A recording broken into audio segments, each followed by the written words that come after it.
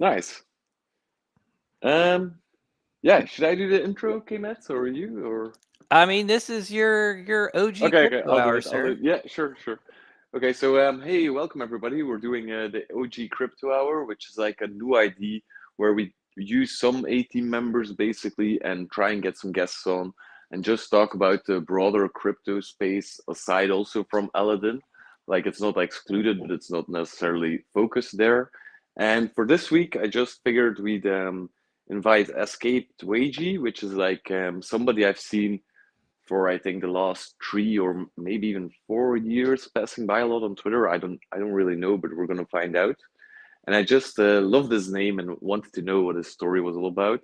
So without further ado, maybe you wanna say something, Escape? Hi, welcome. Thank you. And thank you for the kind introduction. I guess we could start by unpacking the name.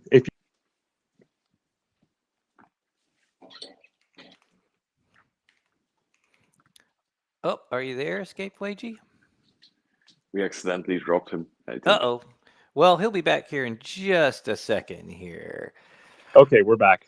That Can you just hear me? built, Welcome. yeah, that Welcome just back. built suspense. That's all that did. Oh, man.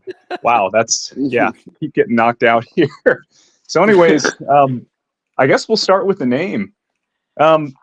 So basically what crypto has always been about for me has been about achieving freedom, to not have to work a 9 to 5. You know, the 9 to 5 can really take a dive. I love it already. I love it already. So Let's go, boys. I spent most of my life just, kind of working meager jobs, perpetually underpaid. I was a wagey. So for those who don't know, a wage slave is kind of a shorthand modern vernacular for a wagey, a wage slave. It's the shorthand. So yeah, I was a wagey.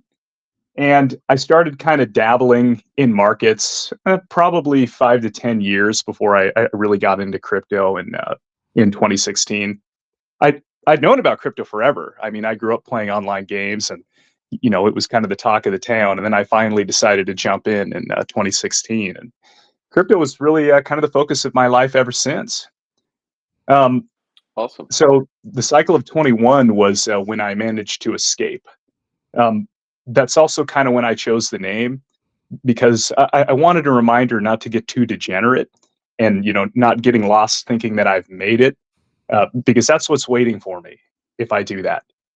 Going back to KG. Yeah. There's so many like how do you say it, mental traps once like the success starts coming in and the pump starts coming in, and then you get like over cocky, and in the end you fumble like so many opportunities. Or at least I'm speaking from personal experience. Like you gotta stay like rooted in something, I guess, throughout the cycles. Yep, that was definitely me. So Wagey, let me ask you then, have you had like preferred strategies throughout different cycles that you've utilized that you're like, this one's like the winner, or are you like continuously, oh, we lost him. Oh no. He'll be back again, but maybe Prophet, you can speak to it, like preferred strategies or, and I'll pose it to both of you now that I've got you back on, but like preferred strategies throughout the various markets. Like, was there something when you first started that totally wouldn't work now that like now you've totally changed your approach to crypto investing? Absolutely.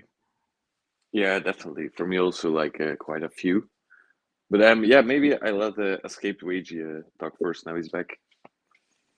Sure. So my first cycle, so the 2016-17 cycle, started probably like most with Sexes, Coinbase, Binance, Bbox, KuCoin, all the just Sexes. I wasn't very on chain. It was basically one sex to another.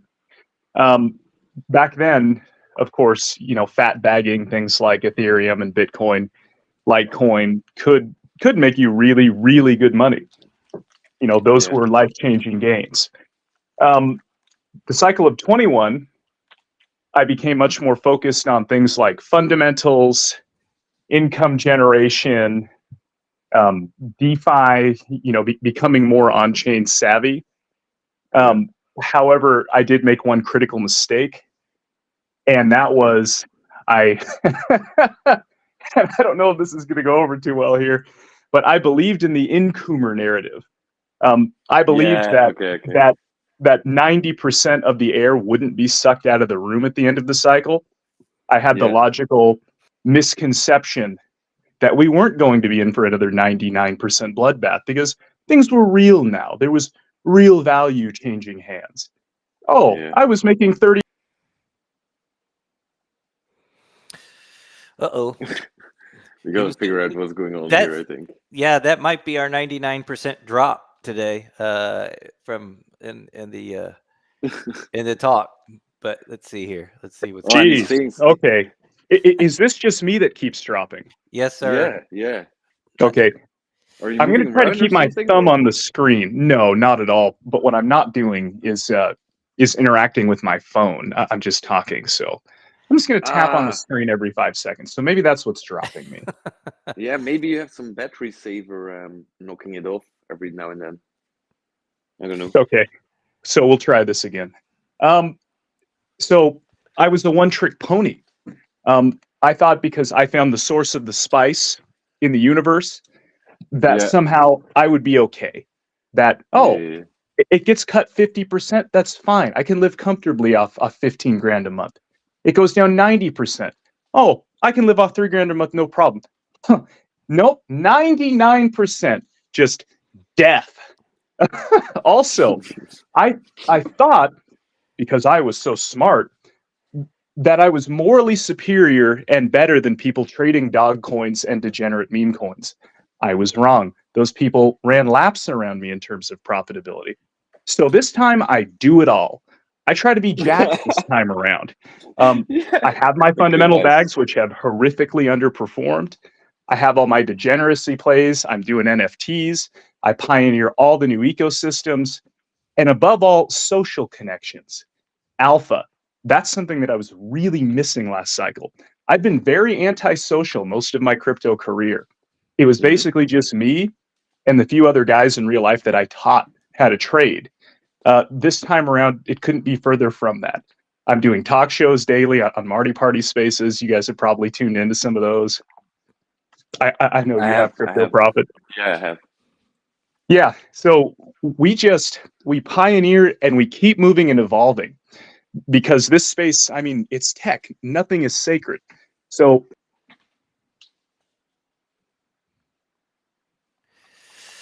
nothing is sacred. Not even staying up on the old restream. I really like what he's saying though. Like it's really resonating with me. I don't know why I felt like it, but I thought like, oh, this would be like just like two peas in a pod if I could get him on the show. And now that he's talking, I'm just like smiling, laughing, ready to put on some degen longs. Yeah, he's making a lot of sense here. And it's good for me because this is really like my first bear cycle, I guess, because I started in 21. And so, came out in 21. And then, of course, I just took the bloodbath with everybody else down like probably 70, 75, 80%. But, it's sort of coming up. I mean, everyone that had bought Bitcoin in, 2021 is now, in profit. I mean, not much, but, everybody it's somewhat. So it makes a lot of sense. I'd be curious to know, EscapedWagie, just sort of like your thoughts on like sort of like you basically stated that the incomer narrative is kind of lacking. I mean, do you believe that, or do you or is it like more just like sort of like these crypto markets have like cycles of adoption, right? Like I kind of view it as like Bitcoin is sort of like the leader in terms of like showing you like the network adoption of these things. Ethereum's kind of like one cycle behind, and then everything else is like, something like say Curve or Convex or I don't know, Aave or something like that is like even a cycle further behind that. I mean, in terms of like general adoption versus, a boom and bust. I'm kind of curious to get your thoughts on that. Well, I would simply Oof. Maybe we have to do normal space or something. I don't know. Because he's really like doing these spaces Oh, daily. okay. I'm going to try to. Uh-oh, we're losing you again. It might No, be. I just tabbed out so I could close every single other thing on my phone. I don't have power saving on. Just trying to troubleshoot. So what I was going to say is, Yeah, I go would ahead. think Sorry. over time we would see an adoption cycle where it wouldn't just be boom and bust. But so far, we haven't seen any of that. In fact, the only asset that hasn't gotten completely obliterated each time has been Bitcoin. So I think we have to proceed with, history being the prologue here until we see otherwise. I think we should position ourselves to capitalize if this time is different, but we should proceed, as if it isn't, right? Yeah. I kind of Yeah, think that. definitely. So I lost almost $1 million last bear market. I got destroyed. So I almost had to go Baller. back to Cagey. So now I have PTSD. I will not lock anything Don't go back. ever again in a Don't bull go back. market. Yeah, that's Thank fair. you. That's fair. I have like these really funny 2022 tweets where like people are saying, "Hey, everything you could have sold, you already should have sold. The top has passed, everything like this." And then I'm like replying like, "Hey, but what about my convex? I feel really good about this, guys." It's Yep. like just Oh, when it brag. was $40 when we were well into the bear Yep. market and it looked Yeah, so yeah, yeah. strong. Oh, it looked so I was good, like, didn't it? "Oh, this is perfect forever," So and then it wasn't. I guess that's my other question then is like the differences between bull and bear markets. Like it seems like it differs between different assets as well, Yep. because like Bitcoin will have its bull market, and then what's that chart where it goes, let me see if I can find it, but it goes like Bitcoin to Ethereum to like large Oh, cap the alts. flow chart. Yeah. Yeah. So Yeah, this yeah. time we don't have that. This time we have Bitcoin, meme coins, Bitcoin, meme coins. Yeah, let me see if I can find that too. But it's interesting because the things that are jumping up are these like super small cap, right? Like meme coins, right? Um, and so it's like it's not like there's like a whole lot of money that's like jumping up, but it's like, I mean, you guys know better than I do about like sort of the meme coins and whatnot, but in terms of just like what is why is that? Like what's the deal with this? Let me see here. I think it's just that there are such small caps, I think. To be honest, I think the flow chart that you mentioned, like the flow from like BTC to Ethereum and stuff, I think it's still gonna happen like that, but then it's more like an ETF flow chart now. So that it would need like some like it's gonna be like, okay, BTC has an ETF, then like a fairly large time span later, Ethereum has ETF. Like who is getting the passive flows activated in what order, kind of. I think that's maybe a next level thing. So capital flows, is that the topic of discussion? Sorry, guys. I just also plugged my phone in to see if that would stop this. Yeah, I'm thinking maybe we have to find something else or something really quick, but I don't really know the We'll alternatives we have. we'll make it through this. We'll be okay. But I threw up on the screen for folks that can see. I threw up the chart that shows what we were talking about. It's called the path to alt season, and it shows at the top of it, phase one is Bitcoin. Flow of money moves into Bitcoin, causing price surges. And Yeah, then phase two is Ethereum is outperforming Bitcoin, and we hear talks of the flippening. Phase yeah, three is the large caps. Ethereum's been outperforming Bitcoin, and large caps are going parabolic. I guess like large caps would be something like Maker or Frax or Convex or something like that. And then phase four is alt season, and I guess it says under here, it says large caps have gone full vertical, and we're seeing blow off tops. Mid caps, low caps, micro caps tend to pump around the same time.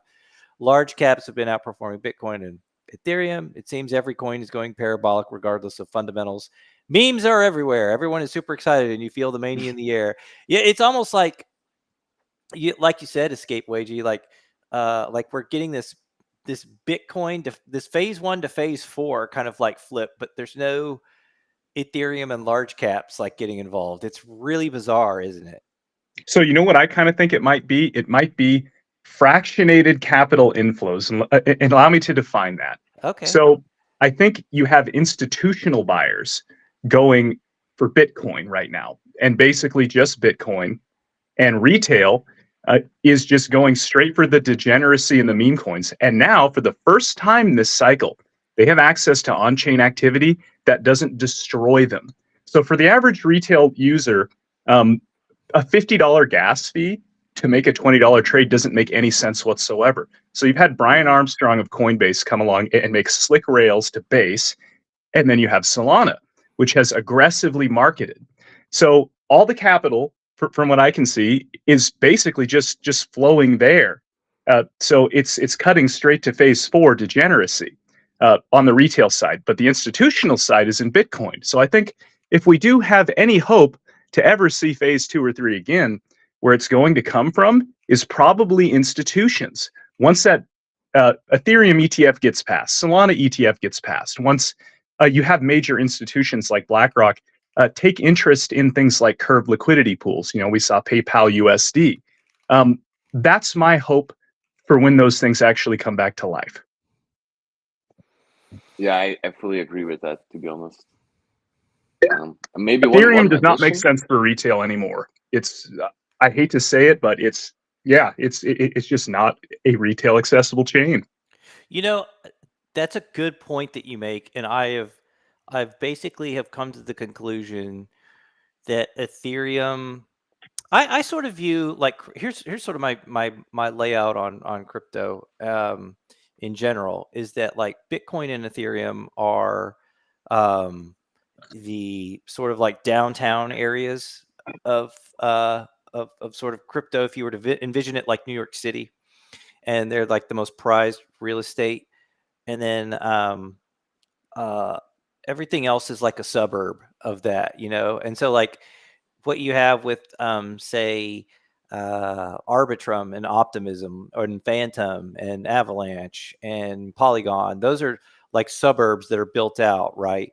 And so that's like it's like cheaper to live in those suburbs, those L2 alt L1 suburbs, but Ethereum is going to be for people that really have money to play around with and really prize sort of that trade-off of sort of cheap inexpensiveness for decentralization.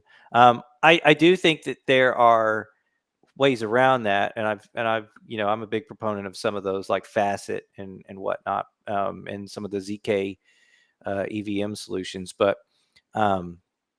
ultimately I think that's sort of what you boil it down to, right? EscapedWagie is that just like there's sort of like these things that are basically designed for DAO level, DAO DAO level or institutional level, and that's going to be like basically Ethereum, and then outside of that it's just like everybody else has to move to the suburbs. Mm-hmm. I don't think we're seeing retail level speculation on Ethereum DeFi blue chips anymore, and it's hard for me to say that, loving Curve and the Flywheel ecosystem as much as I do, but I think the results speak for themselves.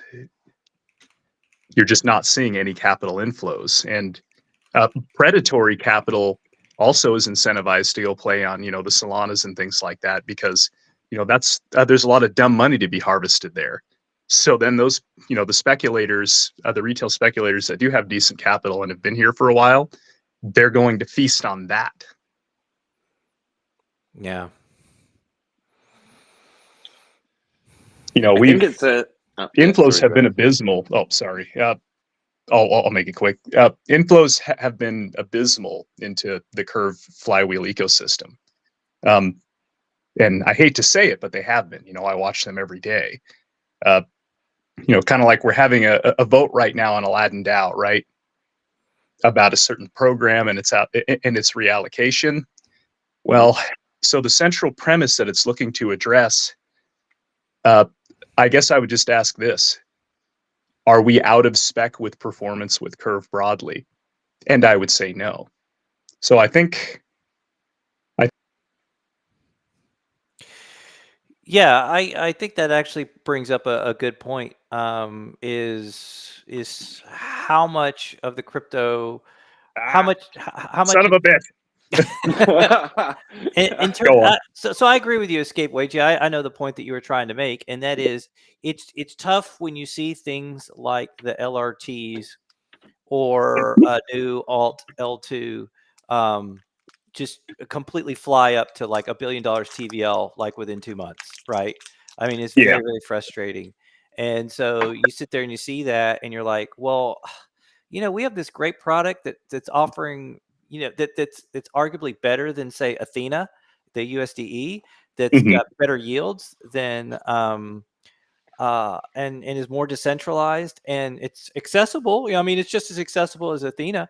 And so you just sit there and you just kind of like scratch your head, and it's just like, what do you do to kind of like get some of that market share? And so it's very frustrating and kind of a struggle. But you're absolutely right. Like the bull market has yet to come for Curve and for the greater DeFi ecosystem, right? I mean, I don't see any DeFi products that are completely crushing it other than Athena, and I don't know if that's all totally organic either. Hmm. So Yeah, I also really want to say, like, I generally agree with what's said here, but I do think that a lot of people are like underestimating Curve USD, both in fees actually, and like actual income in the nearby future, and also in like um, possible add-ons on it that don't exist now yet, but that are like pretty logical to be built eventually. And then because I think like Curve has so much liquidity, it's all going to become collateral for Curve USD, and it's just going to become huge, I think. And then also fee wise, huge. So I think Curve maybe doesn't have a lot of inflows right now, but I think people are really sleeping on the possible upside that still remains. Well, just for any listeners, and to be clear, I haven't sold a single Curve or Convex or any Aladdin DAO ecosystem token, not Yeah, one, because I yeah, me still either. do have hope that this can turn around when we have broad capital inflows. And predominantly, my target audience for that is institutional inflows. I think that's where you're going to see the money come from, but they're not here Yeah, me yet. too. They're in Bitcoin. So what you're Yeah. seeing right now is retail, which is why your Solanas and your Suis are just going insane. By the way, I love Sui. We'll talk a little bit about that more, but I want to keep going on this current line of inquiry. Okay. yeah, I think like the markets are going to do whatever the markets are going to do. I think what's really bizarre is sort of seeing how this is the first market where crypto has experienced increasing interest rates from a macro perspective. And it's almost like, Bitcoin and Ethereum just basically thumbed their nose at that. It's almost like it didn't even matter. And so I don't know if that's due to like all the treasury issuance from the treasury, or if it's from um, you know uh, uh, what do you call it, like in financial injections from say like somewhere in Asia or something like that, financial stimulation. So it's very interesting to sort of like observe it and just kind of like get a feel for like, okay, I don't think this is correlated to TradFi anymore. So I don't know how to make sense of like crypto in terms of like the larger scale stuff in the world. And it's just like it's not correlated to anything. It's like it's its own market, and maybe it's just because it's so small relative to everything else. I don't know. I think we're the new kings, baby. Yeah. like like like it's a new market, but it's like the better market, like more transparent and stuff. But aside from all of the like boring arguments, you also just have like native yield on ETH, and like if uh, if like the big banks come and they get like ETFs and like yield in it and stuff, everything's gonna go crazy. Like, what if inflation is like 3% and just taking ETH makes like 6? Then it's like Mhm. just, yeah, like new paradigm life. Then you have the people who have ETH and people who don't, basically. um, Yeah, for institutions, man, it completely makes sense. So the spaces that I speak on regularly, Marty Party, they are mhm. extremely anti-Ethereum biased. Like Oh, I'm blockchain agnostic. I just go where it makes sense. But they really don't like Ethereum. So I'm kind of the odd man out there, and I can argue pro Ethereum. It's three main points. It's security, liquidity, and history. If you're an institution and you have a $40 gas fee on a $2 million or like $10 million transaction, $100 million transaction, do you care? No. In fact, you're happy to pay it for the history and security that Ethereum has. Also, you actually have the liquidity for the swap. So when I was giving this example, I pulled up Jupiter, which is the deepest point of liquidity on Solana, and Curve. Mhm. And I put in a $100 million USDC to USDT swap. Curve, a tiny bit of slippage. So small that anyone would be happy to pay it at that level just as a fee. Jupiter, you would lose 99% of your money. The liquidity just is not there. So I made that point to them, and they didn't tell me I was right, but they didn't argue against me. So that's probably as close to a victory as I'll get. Yeah. Okay. Isn't it so odd though that like the only people that are paying attention to it are the people for who that stuff really matters right now, right? But you just wonder in the future if the people that are involved in that will at some point, will they have to set it aside? I mean, it's interesting. I mean, Ethereum is still growing, right? It's not solidified. It's not ossified. It's not like Bitcoin, right? Where Bitcoin, it's like you have to fight tooth and nail for every single improvement to the protocol. Whereas like Ethereum, they're like, you know what? We're just gonna switch up the consensus mechanism, and it's gonna be totally different, and then that creates this cascading effects of like liquid staking derivatives, and then liquid restaking tokens, and then uh, all sorts of effects through DeFi and through L2s and whatnot, and it just has this complete ripple effect. And so as it still changes, and people are still designing and on top of it, and building on top of it, it'll be interesting to see if it kind of stays this way, if there will be a workaround for the high gas fees or ways for people to access L1 liquidity through L2s or through or something like Facet, a sort of an off-chain computation solution. Because basically, I think right now the biggest knock people have on Ethereum is the fees, right? Yeah, it makes certain things pointless to do. Yeah, At a certain size or at a certain liquidity level.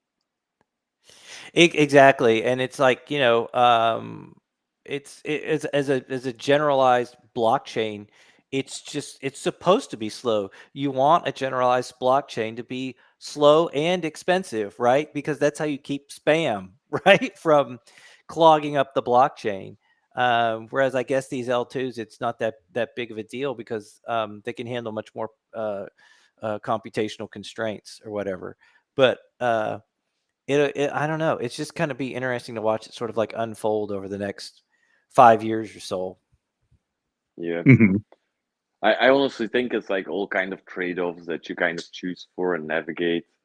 To be honest, right now, base is making me super happy. So now I'm a base boy, basically. Maybe next week it's Arbitrum, who knows? But I really liked what you said actually, CryptoVestor, about the passive income versus capital gains ideas actually. Oh, sorry, CryptoVestor, what am I saying? I mean EscapedWagie. The passive income versus the yeah, just upside basically. Because I think Yeah. if I look back also, I think like I started crypto in like 2014 with Bitcoin basically. And I think it was just like buy Bitcoin, buy ETH. Then in 2017 it's like buy BNB, I think. And then 2021 is probably like buy Curve in my opinion, but that's like kind of Mm-hmm. speculative still. Just because of the long emission schedule, that would be like my next cycle preference to like stack and hold kind of, Um, Right. but then like BNB, you should have probably sold the top in 2021. Ethereum, you should have probably also sold the first time it hit like 4K or something if you bought it earlier. So it's like like you could have done really well each cycle by just buying the new coin that's like really solid or like of a really good caliber, and then like selling it in the end. And I think like psychologically people really have this idea of like, yield staking, I can just replace my 9 to 5 if I just hold this no matter what, or lock it, or no matter what. That was And, me. yeah, and I think and I think like DeFi and crypto in general does it like on purpose to like trap people kind of, and it really works Yes. really well. It's like a fly trap, and we'll just fly in it, and we all want to believe it, but it's like numerology, numbers based. I've never seen it be true actually, and I think now these years it's like the first time that DeFi is advanced enough that it even could be true. And I think if it for anything would be true, it would probably be like for a decentralized stablecoin that shares fees, in my opinion. That's kind of how I'm full circle here, I think. But Yeah. I don't know. What do you think about it? Like it's like a Sure. red herring, but for what would it not be a red herring? I guess you know. Capital gains versus yield. So I think of yield now being through what I've been through as a secondary. It can be a Mhm. trap or it can be icing on the cake. So if I can get yield through the duration of a bull market, or should I have bought in a bear market, it's great. That just adds to my overall return. But at the end of the day, it becomes a capital gain. I think I got lazy last time and fell in love with the idea that I retired and that I could just put my feet up because I found the highest source of alpha. It's, to be honest, it's laziness. So the entire reason why we're in crypto to Yeah. begin with is because we want to take charge of our own financial destiny. We don't just want to throw our money in a Charles Schwab account and have someone make our returns because we don't trust that to be viable. Well, is that more or less not what we were doing? And I hate to say that, but it is. It's had It we is. Yeah. become the boomers. Yeah. I made fun of Cardano holders all last cycle. And Cardano was one of my best trades, ironically, because I didn't believe in it. Whereby Curve was actually probably one of my biggest losses as of now, even though I haven't sold, just in terms of my cost basis versus where it is now, probably because I believe in it. But at the same time, I look at the Cardano holder and they worship Hodgkinson. It's, oh bro, it's peer reviewed. He's a big brain. And there is this little tickle in the back of my brain that says, shit, am I turning into a Cardano holder here on Curve? Oh, Igorov's so big brain. Oh my God, math PhD, bro. You can't. Is it starting to sound familiar? Yeah. Yeah. Yeah. Ugh. I'm really the Cardano curve guy. And I am a Curve guy. I second guess my own biases all the time. I try not to be rigid of mind. It's tough, isn't it? I mean, to especially, if the token prices were going up, all our convictions would completely change, right? I mean, Cardano has outperformed us. Let's just have a somber moment of silence. well, has it's by how much? Like, how much is it up? I'm just curious. Here, let me pull a chart real quick. And is there a way to earn yield from ADA? So believe it or not, I've actually lost yield because my curve stack is in Y curve, and I entered at like 93% on the DPEG, and it's now at 75%. So I've actually lost By the yield over way, the last year in are you curve. guys like paying attention to the markets right now? Yeah, we're just getting destroyed.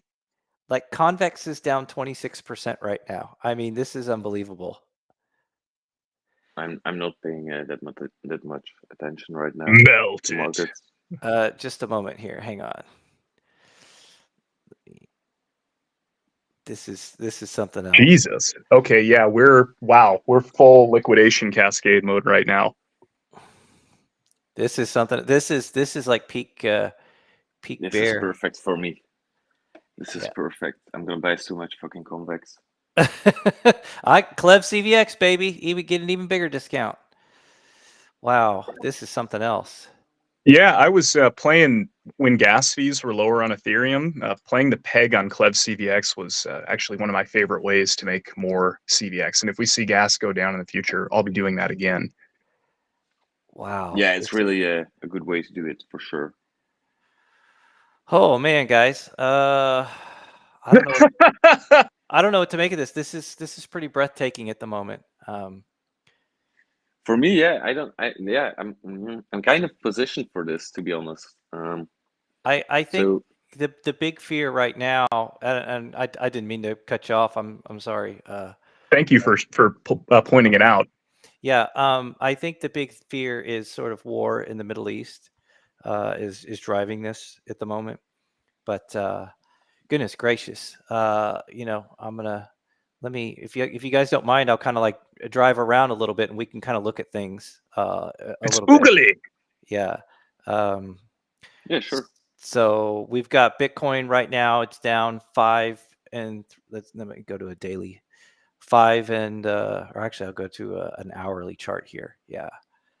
Oh man, you could We look at tapped the cylinder. We tapped the top look side at of the that. cylinder. So we had been in what essentially is a Livermore cylinder pattern since the bottom in what was that, November of 23. So we broke above that resistance and we just came down and perfectly tapped it on that wick. Okay, so there's that. Ethereum's down nearly 10%. Whoa, that's kind of crazy. Yeah. Oh, I'll go back to daily chart here. It's really testing some sort of range lows right now. Here's CRV. Yikes! That is the daily, folks. That's the daily chart. RSI is at what is that at? RSI is at 25, so it's oversold on the daily. Geez. This is Okay. Convex is down 22 at the moment. I saw it at 29 like a few moments ago. This is something else. But it's tapping range low. Look at that. Tapping the range low. yeah. FXS. I think it's fine. I'm gonna buy all of this. I think it's fine. I love the blood. FXS. Like, yeah, this the is same crazy thing. candles, but like, yeah, I don't know. The industry is never really dying, so whatever. Here's your Buy the ADA. dips. Let's see your ADA here. Oh, look at that. Boom. Tapped it. Unbelievable. Oh, I definitely don't own any of that.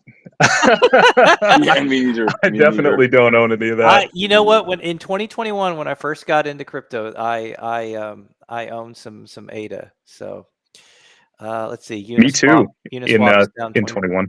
Yep. Dogecoin down 14.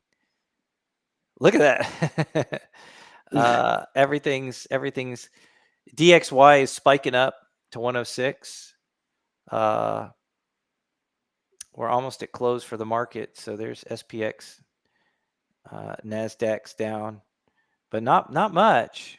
Let's go check out Forex real quick. It'll be interesting to see sort of like, yeah, the yen's hanging in there okay. But the DXY is spiking. So we're seeing a lot of we're just seeing a lot of stuff that's showing fear, like a ton of fear. It's unbelievable. Yeah. Wow. Yeah. Yeah, gold and silver. Wow. Let's go back to The boomer rocks. They're mooning. oil's pretty flat right now. Interesting. I'll bet Peter Schiff is celebrating. Oh my God, the VIX is spiking by 21%. Wow, that's quite a bit. Yeah. Let's go back up to move. Not much movement. Not a move. TLT is up a little bit. I mean, look at this. The bonds. Everybody's buying bonds at the moment. That's crazy. It's like DXY up, crypto down. Yeah. Kind of day, basically. Woo, man. But, yeah, pretty big size actually. Everything seems to be coming. It's just going to be bouncing around for a while, I think. Man, what a bloody. This is a long time since we've had a Friday this bloody, guys. Yeah, definitely. It's definitely like a big difference. Like I haven't seen ETH dump 10% in forever. It's been a while, hasn't it? Yeah. Yeah. It almost makes you forget that it happens, right? Yeah, but I'm still accumulating kind of, like, because I kind of wanted to ask about this also, Wagie, because you said something very interesting, to me at least. That was you said I'm not gonna lock any more tokens in the bull market.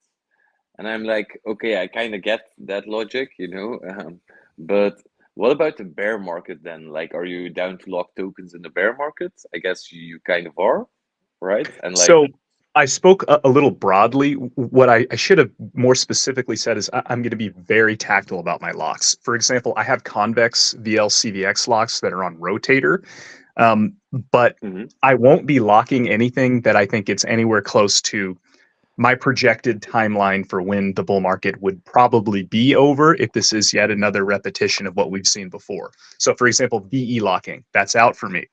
Other than specifically these Aladdin DAO protocols, because as a booster, I promised people I would be locking those things. I intend to keep Yeah. my word. So I've been locking those things. Um, so, uh, but yeah, Curve, anything else that's like a multi-year lock, no. If there are some 180-day lock products, if I see the timeline get anywhere near exit near when I think a bear market might be, no. I just do not want to be left holding the bag. I mean, like Liquid Driver, Curve.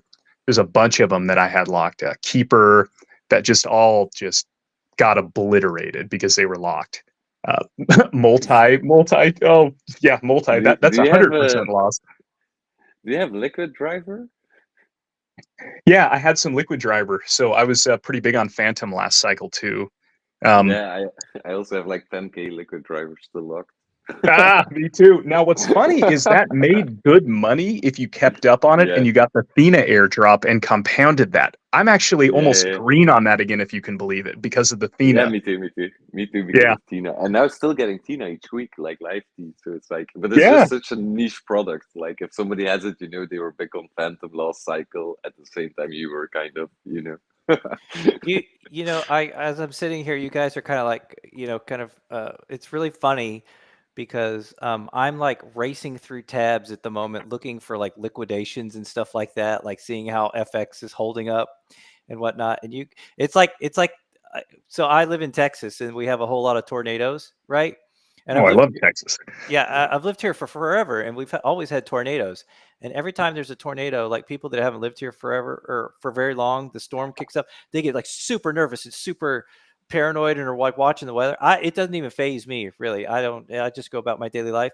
That's exactly what this is right now with you two OGs. Is like you guys are like, we haven't seen it in a while, and then what about Liquid Driver? Blah blah blah. And I'm like, oh my god, is FX still working? What's going on here? Oh, cool. Let me buy some shit. Yeah, that is how it is now. Just and I guess that's just a reflection of having a properly balanced portfolio and not being too overexposed or over leveraged or and having enough dry powder to convince your brainstem, hey, this is an opportunity. It's not just me getting wrecked because when this wave crests, then I'm probably going to be better off, even though today my portfolio is in the red. At least that's how I kind of think about it. And I've noticed with my own psychology. Yeah, yeah, yeah. And also for me, it's like I'm also kind of still a wage cuck, to be honest. So like I work like part time basically because I just love my job aside from money, actually. Hey, Um, hey, there's nothing wrong with that, man. You are not a wage cuck if you actually like what you do. So that's fair. when Yeah, I that's speak fair. badly about my own working history, I just really never liked any of the things that I did. So, But like every time crypto like dumps, I'm like, oh right, I get a paycheck. Oh, I can throw that in there. Perfect. It's like half a win also kind of then. Like it makes more sense to still do it, kind of. yeah, And that's also that's a total winner's mindset. I really think a lot of people, like probably a lot of new people coming into crypto in the nearby future, are like not very aware what it takes to like hold size to like big numbers and weather swings and stuff. Like everybody's like, oh, it's so easy. You buy some crypto, you're rich later. But it's like you want to sell so much, you have so much fear on the way up, the numbers become like bigger than your real life circumstances. It's like kind of problematic for your sleep. So I'm Oh, like, absolutely. yeah, it's just like high pressure life. Take it a few years, everything's fine if you make it, Oh, it, I it it guess. ruins your perspective, man. So the first time I hit a seven-figure crypto portfolio, I had never made more than like 60K a year at a job in my life. So the daily swings were like more than any yearly salary I'd ever earned. So it just Yeah, completely shifts exactly. your Yeah, perspective. You can't take it's stuff seriously anymore. no, and like I think it's like great on the one hand, like I fucking love it personally, but on the other hand, I also think like you need to be cut of a special kind of wood to just be like normal functioning, being in that situation, coming from like a 60K job. You know what I mean? So Yeah. so I think like yeah, these dumps and stuff is just like you're just gonna eat it and eat it and eat it on the way to like the high level or something. You know, it's just how it is. For me, I think honestly, it was that $750,000 loss last bear market that really just gave me guts of iron, because that was like getting my soul ripped out, man. And if I could survive that, I could survive anything. Yeah, so maybe let's talk some tactics, because I really want to ask you. Like for me personally, I see it a bit like this. I think the BTC ETF is like huge, you know, in January.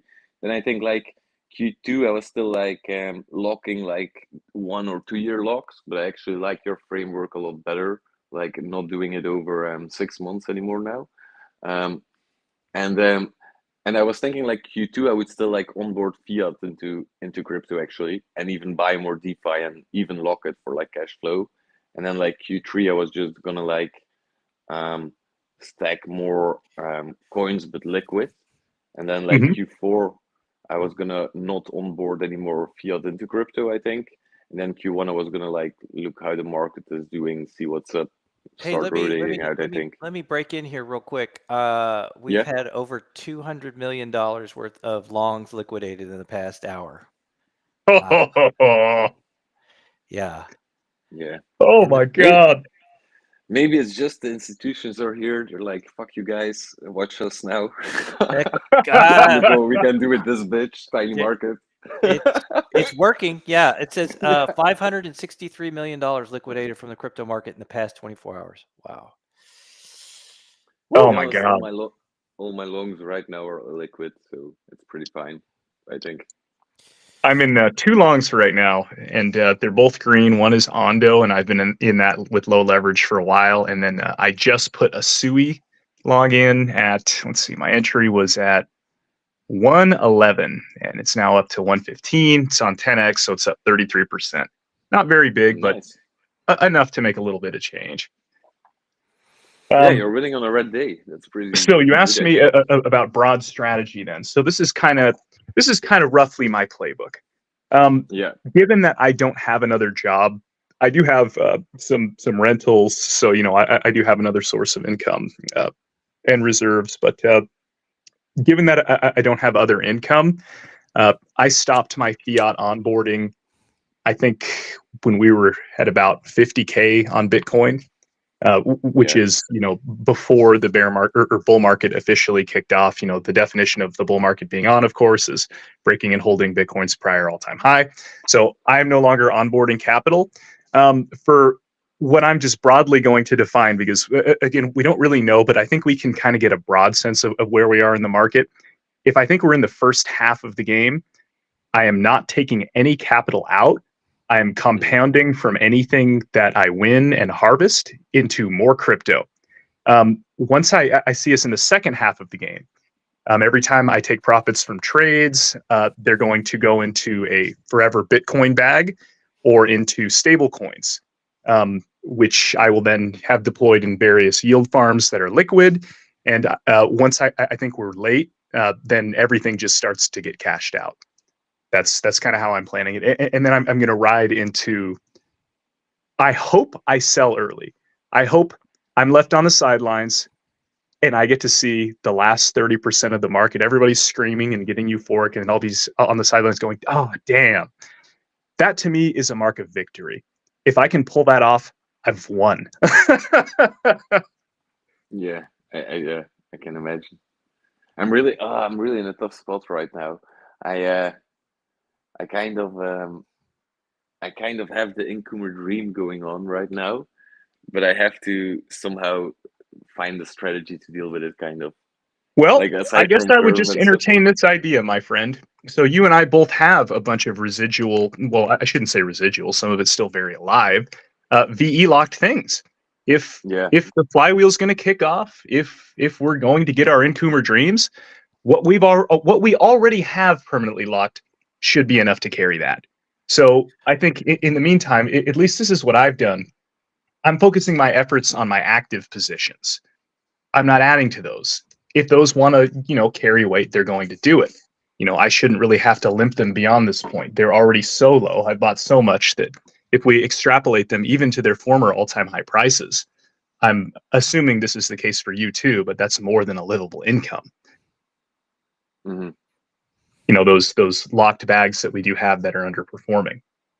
Man, some of the active DeFi stuff right now on some of the alternative chains, not L2s, but Sui, for example, specifically is what I'm talking about. Wow. The DeFi over here is awesome. It's extremely quick. It's, fees are fractions of a penny, and it's early. So most of these protocols don't have tokens. So in addition to making insane yield, you're also pretty much going to be farming airdrops out the yin yang. I mean, it's quite insane. Also, the Sui Foundation, as part of their token allocation scheme, it has a large DeFi token incentivization scheme that spans years. So these yields, even though they're high, they're actually going to be going for years in the future. And the time frame, long-term thinking in my mind is one cycle. That's long-term, because things break so horrifically in a bear market, we can't even fathom the ways in which they'll break. So to think beyond one cycle, I think it may sound short-sighted, but I think it's practically sighted. So like, for example, lending borrowing markets like Aave, right? So Aave, you deposit on one side and you can borrow on the other. And on the supply side, you can make an APY. So I'm on Sui's equivalent of Aave called Navi Finance right now. For a single-sided stake of just raw Sui, and this is with no locks, I can make 30.24% interest in Sui plus an added 4.2% VSui, which is an LSD. So that's almost 35%. On the borrow side, there's also incentives to borrow, and USDC is 16%. I can supply USDT. Right now, there's a demand for 28.74% plus another 4.2% paid in VSui. So a cumulative 32%. There's a bunch of LSTs you can also supply on here, one of which is Ha Sui as collateral to borrow against. That is an auto-compounding Sui LSD at like 3 or 4%. But for supplying it, you get paid 31.57% plus an extra 4.2% in VSui. So when I see, simple yields like that, it really attracts me. Then like stable LP pools. So I'm a big fan of these. It's really the same asset on both sides of the pool. So you'll have like an LSD on one side and then the native asset on the other. So for example, VSui Sui pool. So really it's the same asset on both sides. It's just you have LSD peg risk, of course, on one. But VSui it has ties to the Sui Foundation. I don't think it's going anywhere. So anyways, I can make 70% on that. 70%, and it's stable. That rate has held roughly since December when I started watching it. And it's paying in native Sui in real time. And I can claim it for fractions of a penny. On Ethereum, unless you outlay an immense amount of capital, the gas fees to claim and unwind things often don't make sense unless you're slinging 6-figure bags. But here, to be able to move this stuff and I want to make some income generators. I want to play in some Sui shitcoin, so I want to plug into that. I can claim it frivolously. There's $10 in there that I want to go play with. I can go claim that. It's just very nice. This is what I think DeFi should be. Yeah. I actually spend most of the bear market buying Ethereum DeFi, like the past bear market now. Me too. That is what I did in the bear. Yeah, but like my layer 2 DeFi is like heavily outperforming. So it's like so I tried to buy like Ethereum DeFi, and in the end, and now I have like a layer 2 DeFi portfolio basically. Well, I see why. I mean, if you want to live off of it, if we entertain the idea of being an incoomer, if that dream is still alive, then you want to be able to actually withdraw your daily or weekly income. You don't want to have to wait a year to make the gas fees worth it. So on Ethereum, my general rule was I will not trigger a gas fee for any more than 5% of the transaction value. So when you do the math on that, you have to typically withdraw many, many thousands of dollars at a time to even make the gas worth it. Yeah. Yeah, that's smart, I think. But I also feel like you can just show up with like 10K into Convex and like go and live a happy life for like a year and not do bad, to be honest. Oh, I think so 10K too. is And not that much I mean, even. Like, I have that position, and it's there. And if it wants to actually produce, then it will. yeah. Do I want to add to it from this point forward? No, because if I'm No, yeah, wrong, agreed. it could end catastrophically, and I will miss the entire bull market. I think I spent like the last 2 years kind of collecting DeFi and locking it in the bear market, and I feel like now I have to like add some fat to like my liquid bags or something, and maybe open some leverage accounts, and yeah, basically that. I think liquid time. I'm not the best at leverage trading. I'm going to be honest. I mean, I've done Yeah, me okay neither. this cycle, but man, I have always done so much better as a spot trader. Yeah, me too, for sure. But yeah, a little bit can't really hurt. Like I always see like the cycle is like in the beginning it's like buy the gems in my opinion, and these you like kind of park for like later on when they have their moment, you know. And then it's like okay, go on to the sexes, go on to like the leverage dexes and play with everybody with a crazy pump and dumps when lots of eyes are on it. And then it's kind of like okay, sell spot, sell gems, buy. Right. I think. So I'm kind of transitioning from like collecting to like actively participating, I guess, right now. It's funny. Organically, I found myself making that same sort of transition. Yeah, I can imagine. I think it's the time for it right now. That's kind of what I'm trying to double check with you, kind of. I think you're on the money for that. Awesome. And what I definitely feel, you mentioned trend to me. I see SUI as a massively emerging trend right now. They just had their first base camp in Paris. It was a really successful event. They unveiled some really cool stuff. But I'm a religious DeFi llama watcher. So typically when I start every day out, that's the first place I go, okay, where is liquidity flowing today? The overview all chains page. And another one that I would watch is Wormhole Scan. So, Wormhole is one of the biggest bridges we have in crypto, for those who don't know. And you can see where capital is flowing from and to. If you go on Wormhole Scan right now, the highest capital flow from Ethereum, where would you think that was going? I guess SUI. Well, it is. I would have said Solana. That's where I would have guessed. Okay. I was shocked to find out it was SUI because SUI is so much smaller than Solana. But if you go on there right now, more money is flowing right now from Ethereum to SUI than Solana in dollar amount, not percentage, but dollar amount. That is shocking to me. Yeah. Yeah, I would have never guessed that unless the way you brought it up, it was kind of an ingenuous guess, to be honest. That is game on indeed. For me. Is SUI dumping the markets? Is that what's going on? SUI is like, fuck eat. So the curse. Do you remember the curse of the Phantom conventions back in the day? Every time Phantom would have some sort of real life convention, the price would dump absolutely horrifically. Is that something you remember? Well, SUI just had its first convention, and it just ended yesterday. So maybe so. I actually haven't tried SUI, to be honest. Like I'm on a lot of chains, but I haven't gotten onto like SUI and Aptos yet, I think. I really don't like Solana. Like? I'm going to be honest. I'm not a fan of Solana. I've used it out of necessity. It was a necessary evil because, I saw money going there and I'm like, okay, if I'm not going to be biased, I got to go play there. SUI does not have one-click drainers like Solana. That's actually impossible the way SUI is written. Okay. I love SUI. I will say it. I really like it. And part of that reason is it feels like the pioneer days of Ethereum with low gas fees. The community is super accessible. I'm in like the private developer Telegram groups. I can talk to everybody.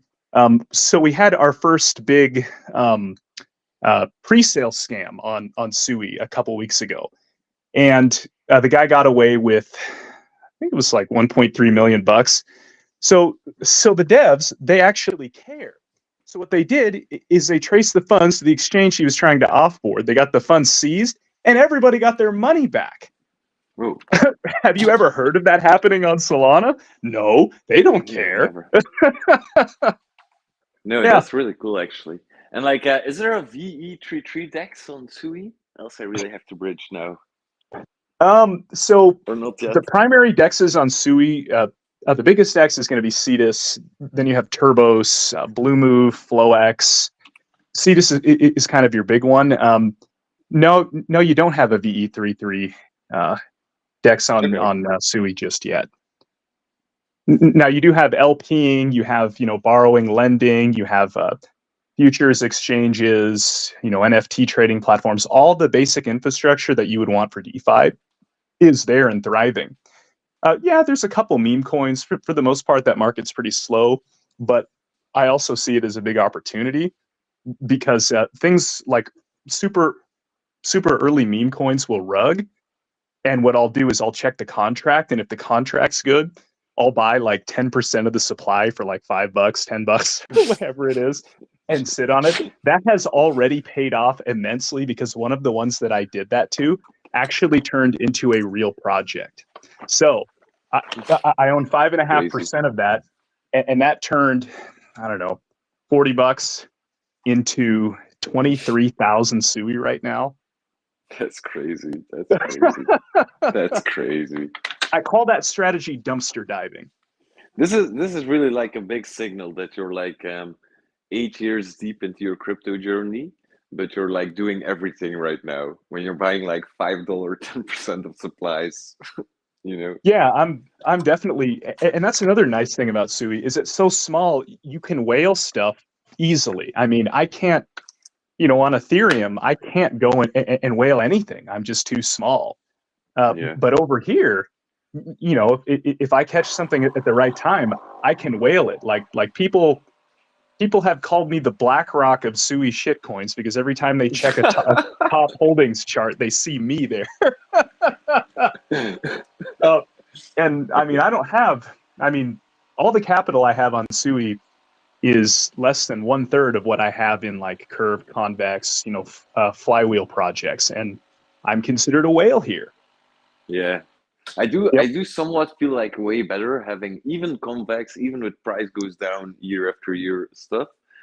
I still feel like way like long-term incomer feels like safer with having a huge bag of Convex than, let's say, for example, a huge bag of like Trader Joe's or something. You know what I mean? Oh yes. But yeah, I don't even know if it makes sense because you could say layer 2 is the future and all of that. I don't even know. But internally it does feel like that. Like having locked curve is like a lot better than having like new chain locked DeFi. I don't know. Maybe I'm wrong. Well, It'll depend, I no, guess. for locked, I'd completely agree. I have nothing locked on Sui in any way. I realize this is an early ecosystem. Something could go wrong. Now, the team behind it, I really like, so I don't think that's going to happen, but it could. Curve has the best track record of any income producing crypto asset, in my view, in terms of just its ability to survive and continue to produce income. Like it's never dried up in terms of the fees it produced. It's always paid. So many of these things, due to temporary blah blah blah, we've stopped paying, and then the yield's gone. Curve's still producing income, still got billions in TVL. I just don't think we're not seeing the inflows that we need to yet.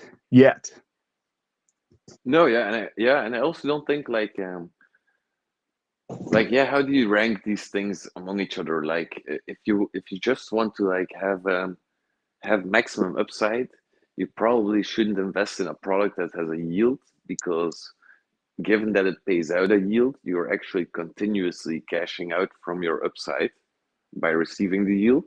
If the yield is by dilution, I would agree. Yeah, but just imagine, even if it's not by dilution, like even then, like a meme coin will have more upside, I think, because it's not constantly like paying out part of that growth. You know what I mean?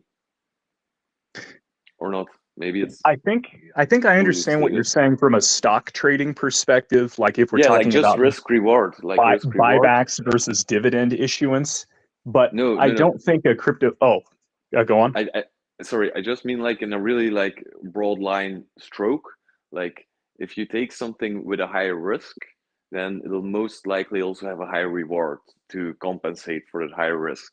And if you have like a producing asset, then the risk is like a little bit lower than with an asset that doesn't produce anything, Oh, yes, because I then you're really all definitely in and not agree with getting what you're cashed out. saying. Okay, Yeah, now you I see what I understand. mean? Yeah, I had Like, that and I, thought as well at one point that it's almost like things that have a measurable value get don't see that upside because people can quantify its value. It's not yeah, 100% speculation. So it's limited in some sense in terms of how high it can go on a spike because it's tethered to yeah, reality at some point.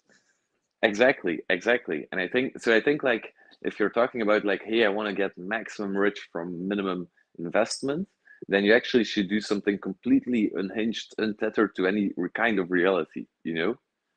And I'm a big fan of DeFi. I'm just saying, like, if you want Yeah, to gamble yourself to riches, you should not do it logically based on yields or saving rates or, you I know. think you're right. I think you're exactly right. And it took me a while to come to that realization as well that I needed to be engaging in that as well. And that I wasn't morally superior for focusing on the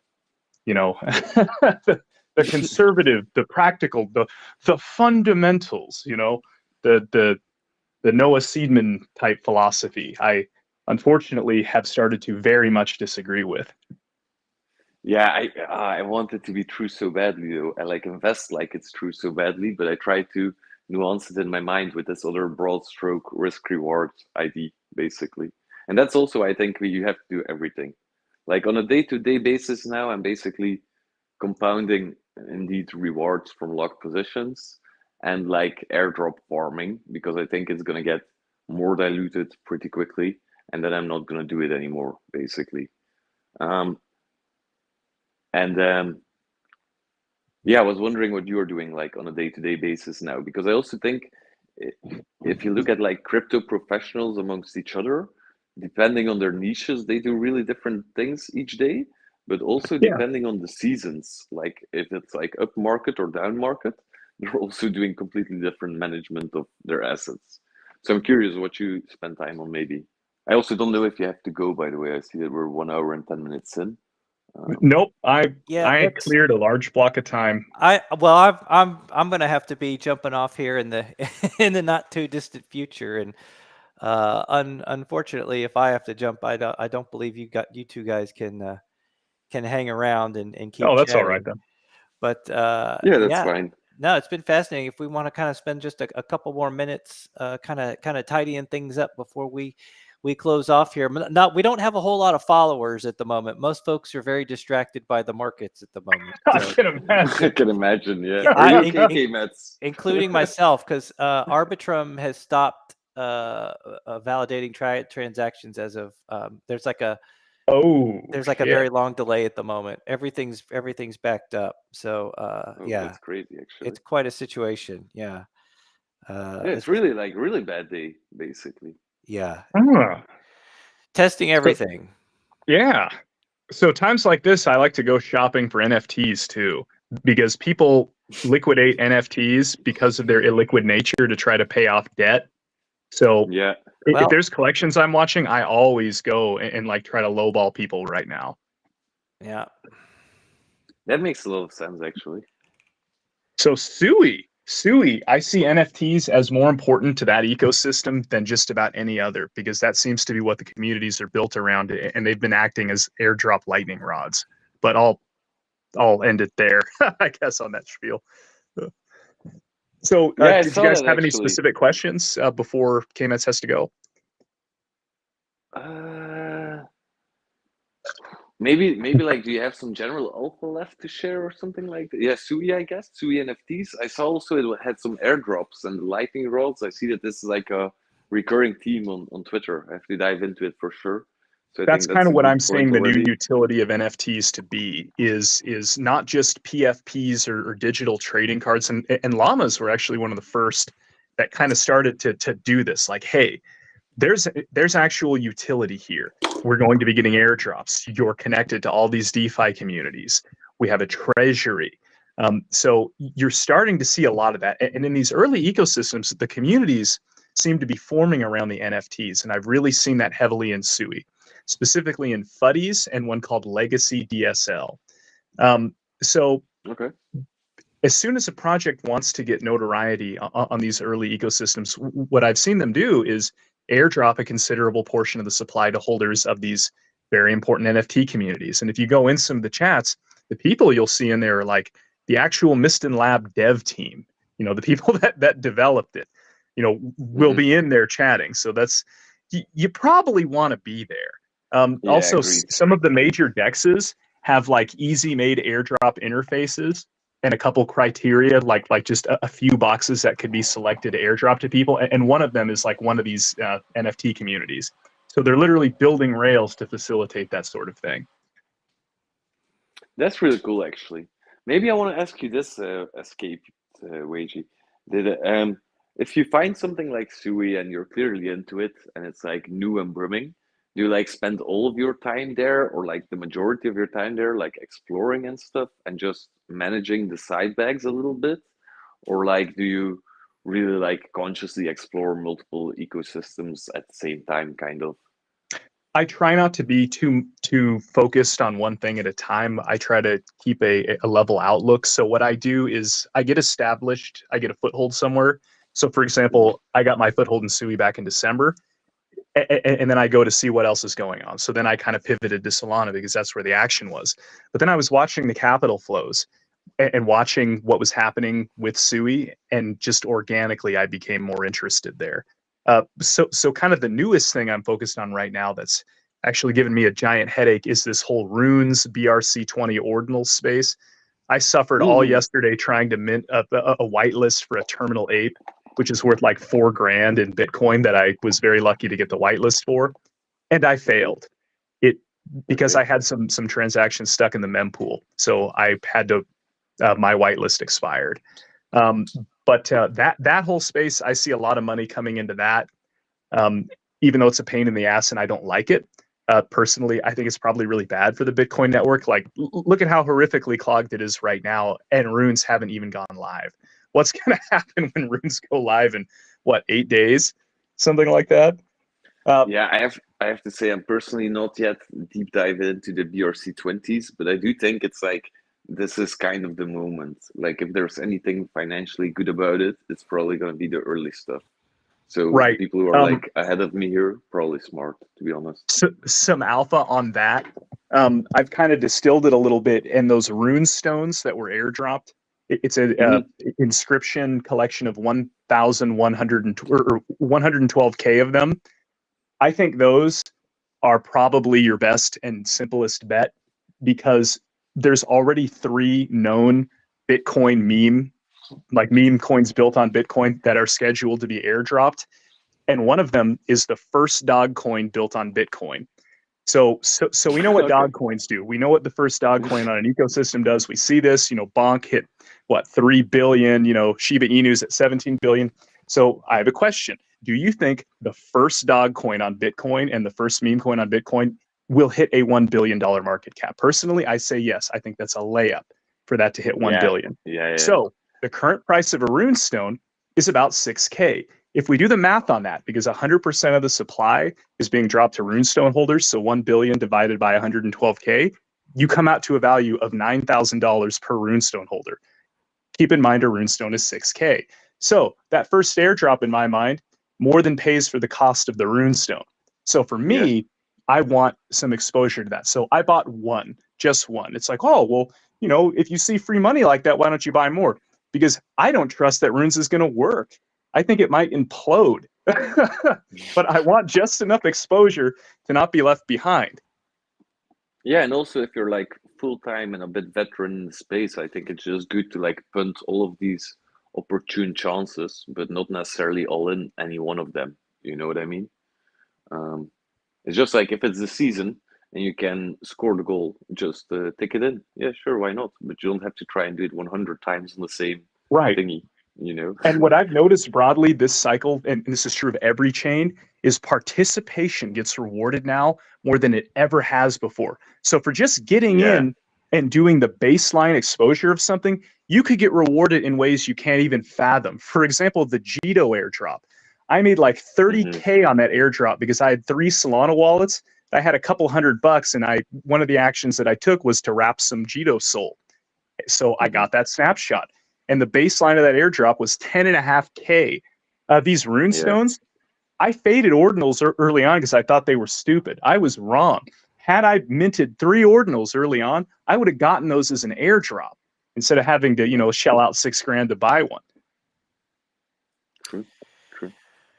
Well, gents, I've got to get running here, and I know a lot of folks also have a lot going on as well. But Ben, EscapedWagie, you are a wealth of information, sir. It has been an absolute pleasure having you on.